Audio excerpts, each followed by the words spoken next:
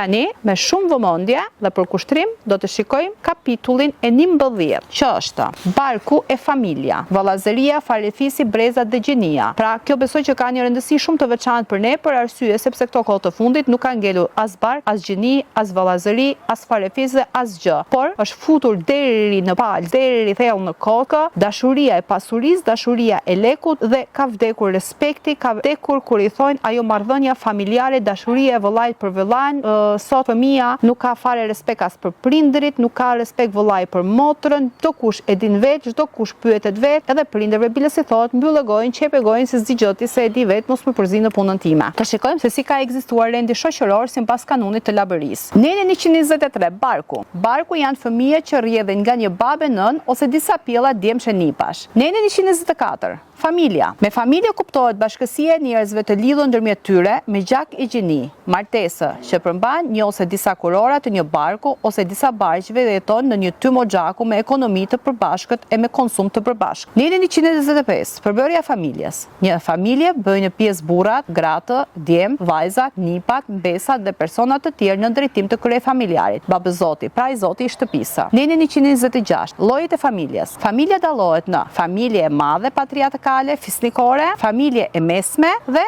familje e vogël. Për këtu kemi një shënim. Plaku me emrin ZV nga Palavlia e Rëzomës tregon se nuk mbante mend që të kishte pasur në Rëzomën ndonjë shtëpi më me shumë se 30 vete. Këtë dëshmon edhe një plak nga Kuçi i Kurveleshit. Faikonica thotë se te shqiptarët familja që një lloj organizimi shoqëror që ka zëvendësuar edhe mungesën e shtetit të përbashkët. Neni 127, familja e madhe patriarkale. Familja e madhe patriarkale fisnore formohet nga më shumë se 3 kurora të lidhur me martesë dhe disa parqe të një gjaku. Këto familje përbëhen si rregull nga 15-30 veta në drejtimin e kryefamiljarit babëzotit, pra të zotit të shtëpisë, ka në më shumë krah pune. Jetesa dhe mbarevajtja e familjes së madhe patriarkale fisnore varen nga mirëkuptimi ndërmjet pjesëtarëve të saj, që ata të shkojnë mirë me njëri tjetrin dhe të nderojnë e të binden kryefamiljarit. Familja e madhe, do nëse shpallet e barabartë me të tjerat, gëzon rëndësi dhe nderim më të madh, se sa një familje e mesme apo e vogël. Si për sa i përket mirëqenies dhe vetë mbrojtjes si shtëpi më e fortë. Akoma edhe sot e dëgjojmë këto familje e madhe.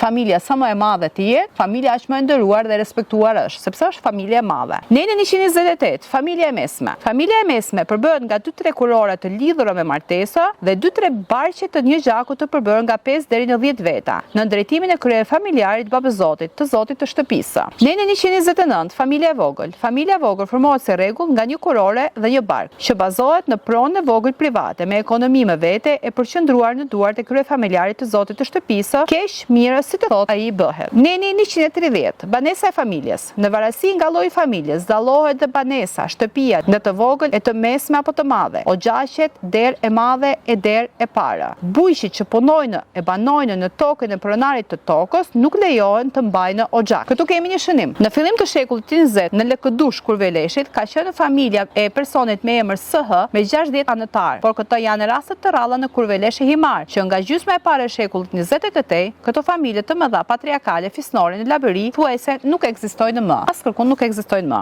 Familjet e mesme të vogla patriarkale janë karakteristike për Labërinë, përfshirë Bregdetin. Për familjet e mëdha dhe marrëdhëniet e familjes dua të theksoj këtu se gjatë inqizimeve që kanë bërë sidomos në Turqi me shqiptarët e Turqisë, kam rastisur një familje në Adana, është familje kryezive dhe janë 9 vëllezër kryezi, të cilët mund në qendër të fshatit kanë bërë një shtëpi të madhe 3 kaçe me 11 dhoma dhe kur vjen një misafir të gjithë ato mblidhen aty dhe e mbajnë misafirin në këtë shtëpi. Pra mundohen që të mbajnë zakonet dhe traditat e vjetra që duket ato janë bazuar në këto kanune. Dhe gjithashtu ato kanë një dhomë të madhe pritje që aty vetëm kur vin miq shumë që mbledhen dhe i mbledhin të gjithë njerëzit në ato dhomë, se përndryshe edhe vetë banorët e saj familje nuk ulen të rinë të pinë kafe apo të pushojnë në dhomë pritjen e miqve, pra që e kanë dhomën e miqve kur të vinë miq që të mblidhen shumë. Neni 131, kryefamiljari, babëzoti i zotit i shtëpisë. Në familjet e mëdha patriarkale fisnore me më shumë se 3 kurora e barqe, kryefamiljari zakonisht është babëzoti, burri më i vjetër në moshë, stërgjyshi, gjyshi, me i zoti, i urti, i mençuri, burr me dinitet dhe i drejtë me të gjithë pjesëtarët e familjes, pavarësisht se mund ta ketë lënë këmba e dora. Plak komandën i riu punon, ai ruan emrin dhe vlerën e familjes, i dëgjohet fjala dhe respektohet kudo e nga të gjitha. Kur ky i humb cilësitë drejtuese e të drejtësisë për shkak të moshës e sëmundjeve fizike e mendore,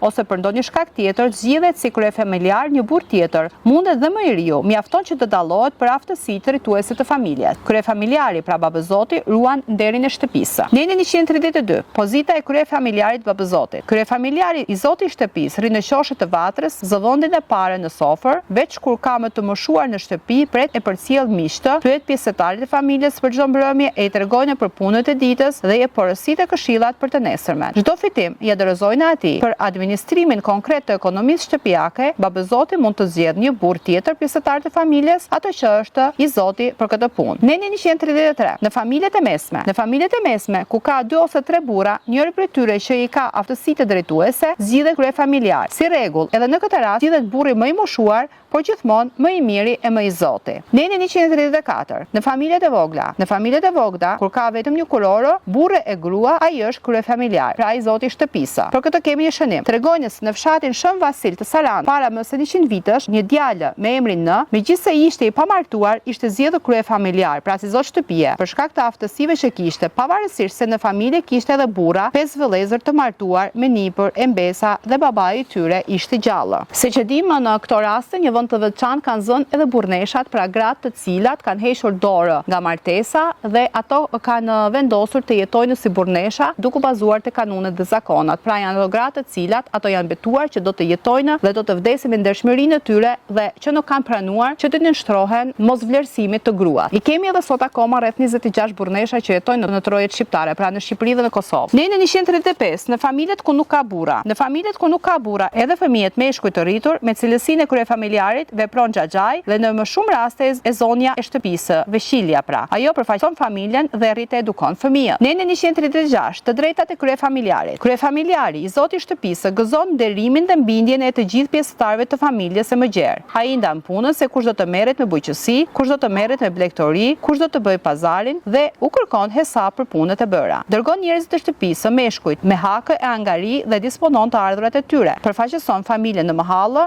lagje, qete, në fshat dhe në kuvenin krahinor ku thirret. Përfaqëson familjet në marrëdhëniet me të tretët. Jep e merr borxhe hua, kur paraqitet nevoja pa pyetur njëri tjetrin nga familja dhe përgjigjet për borxhet sipas rregullit. Shari e shederi janë motor e vëlla. Blen e shet shtëpinë, tokën, ullintë, gjënë e gjallë apo pajisje shtëpiak, pasi merr edhe mendimin e burrave të tjerë të familjes, se sidomos të atyre që përkujdesen për kafshët, për bagëtina. Nuk lejon që njerëzit e familjes të bëjnë punë të liga, të sillen keq apo të bëjnë dëm të tjerëve. I shorton e i këshillon ato që bëjnë gabime, deri në përzënje nga shtëpia të atij që ka bërë faj të rënd ose ka turpëruar shtëpinë, por nuk ka të drejtën mbi jetën e fëmijëve, por vetëm në rrahje e dëbim të tyre ose dhe heqjen e armës. Vendos se kush dhe kur do bëhet hakmarrja kundër atij që është në hasmëri. Mund të bëhet dorëzanës përpara në kuvent për aq sa ka taktin. Lejon ndarjen e djemve të martuar me ekonomi me vete, lejon armët e vëllezërve janë vetëm me pronësi të tyre. Neni 137. Detyrat e kryefamiljarit të zotit të shtëpisë. Kryefamiljari i zotit të shtëpisë kujdeset për mbarëvajtjen e familjes, për ruajtjen e nderit e të drejtësisë ndaj pjesëtarëve të saj. Siguron veshmbathjen, ushqimin dhe sendet e tjera të nevojshme për pjesëtarët e familjes. Blen armët për djemtë kur arrin moshën dhe janë të aftë për të mbajtur armën si rregull 14-15 vjet. Merr masa që tokat, arat të mos mbeten dierë, shersa të papunuara. Blen kullotat e verore e dimërore për bagëtina. Përgjigjet për të mirën dhe të keqen e pjesëtarëve të familjes, për sjelljen e fëmijëve dhe veprimet e pjesëtarëve të tjerë si dhe për ruajtjen e rregullt e një jete të qetë në familje. Paguan dëmet dhe gjoba të vëna. Trajton një lloj të gjithë pjesëtarët e familjes. Mbështet çdo vendim të pleqjve të zakonit apo të kuvendit të burrave dhe e zbaton atë. Përgjigjet menjëherë kur paraqitet nevoja për vetëmbrojtje nga sulmet e jashtme sipas rregullit. Burrë për shtëpi nga 15 deri në 70 vjeç. Merr pjesë në kryengritjet e armatosur për liri e pavarësi kombëtare. Përgjigjet për krah pune në detyrimet e përbashkëta të mahallës apo të fshatit. Merr pjesë drejt për drejt në të gjitha punët të shtëpisë kur familja është e vogël. Përgjigjet për të gjitha kërkesat dhe detyrimet ndaj tij dhe familjes së tij. Neni 138. Zëvendësimi i kryefamiljarit babëzotit të zotit të shtëpisë. Kur kryefamiljari babëzot i zotit të shtëpisë nuk është në gjendje të drejtojë punët të shtëpisë sepse është i sëmur ose nuk është i aftë të përfaqësojë atë, apo kur vdes, zëvendësohet nga një burr tjetër si rregull nga vëllai ose djali më i madh, tjetër që dallohet për aftësi drejtues. Neni 139. Çelniku. Çelnik thirret pronari i stanit, kopesë së bagëtisë dhe barazohet me të zotin e shtëpisë. Kujdeset për mbarëvajtjen e gjës së gjallë. Ç'thot çelniku në stan, ashtu bëhet nga çobanët. Në rast se dhënë të bëjnë dëm në kullotën e huaj,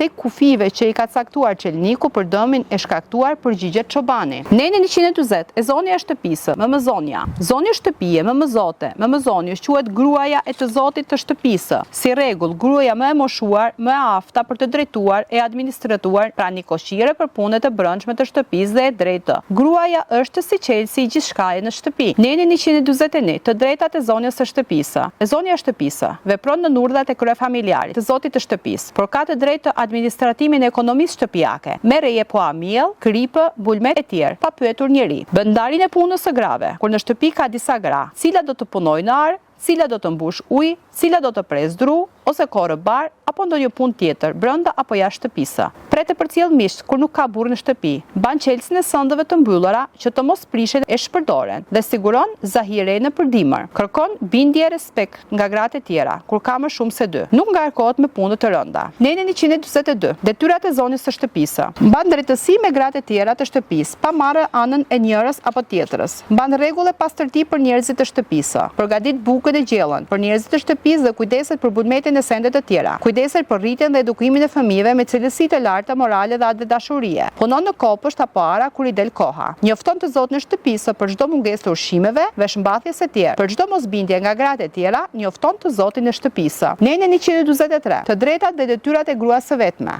Gruaja e vetme në shtëpi, ashtu edhe gruaja e vetme në stan, stopania, kanë të gjithë të drejtat dhe detyrat të pandara, si për punët brenda, ashtu edhe jashtë shtëpisë. Neni 144. Zëvendësimi i zonjës së shtëpisë. Në raste të veçanta kur zonja e shtëpisë nuk është e aftë të drejtojë të mbajë rregull e drejtësi me pjesëtarët e tjerë të shtëpisë, apo për shkak se është e sëmur apo vdes, në vend të saj caktohet një grua tjetër e aftë, një koqire dhe e drejtë sipas radhës. Pra, neni 144 ishte neni i fundit për këtë kapitull. Këtu kemi edhe një shënim që thotë vlerësimi dhe mbrojtja e gruas nga punët e rënda në krahinat tona malore dhe në gjithë vendin, sipas vendimit të Kuvendit të Llabërisë. Pra, siç e dim, kudo e kemi dëgjuar dhe të gjithë e dimë që familjet shqiptare dikur kanë qenë familje të mëdha dhe në shtëpi banonin 15, 20, 30 veta, ashtu siç e shikojmë edhe në kanunin e Llabërisë. Dhe ne sot kur nuk arrim që 2 veta të jetojmë në një shtëpi ose 2 kunata në një shtëpi ose 2 motra në një shtëpi dhe vazhdojnë grindjet, zënjet, rrahjet, kemi mos kuptimin dhe gjithçka, themi si ka mundësi që këto familje kaq të mëdha kanë jetuar për vite të tëra dhe për jetë të tëra së bashku. Kanë jetuar sepse ato kanë hecur sipas kanuneve, pra ka funksionuar kanuni, janë ndarë punët, kush me çfarë do të merret, secila e ka ditur punën e saj dhe çdo kush ka bërë punën e saj. Pra,